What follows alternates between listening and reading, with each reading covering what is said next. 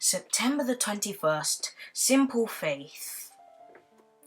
For 40 days the host of Israel had trembled before the haughty challenge of Goliath, the Philistine giant. Their hearts failed within them as they looked upon his massive form, measuring 6 cubits and a span, or 10.5 feet in height.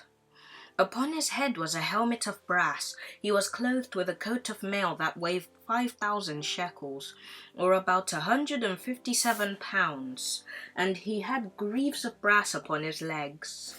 The coat was made of plates of brass that overlaid one another like scales of a fish, and they were so closely joined that no dart or arrow could possibly penetrate his armor. For 40 days, morning and evening, Goliath had approached the camp of Israel, saying with a loud voice, "Why are ye to come out to set your battle in array? Am I not a Philistine? And ye servants to Saul? Choose you a man for you, and let him come down to me. If he be able to fight with me and to kill me, then we will be your servants. But if I prevail against him and kill him, then you shall be our servants and serve us." When Saul and Israel heard the words of the Philistine, they were dismayed and greatly afraid.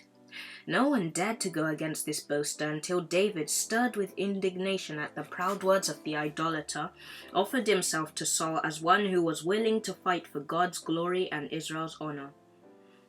Saul decided to permit the shepherd to make the venture, but he had small hope that David would be successful in his courageous undertaking.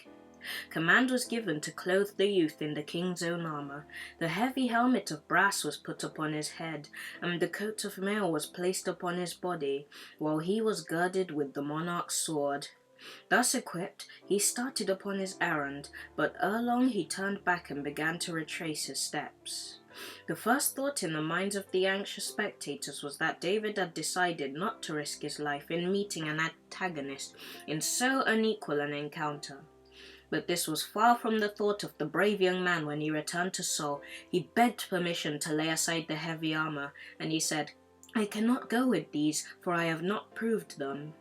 What inspiration of courage and lofty faith was displayed by the simple shepherd before the armies of the Israelites and Philistines. Signs of the Times, August the 10th, 1888. I hope that this was enough to carry you through your day. Remember to join us tomorrow. Goodbye.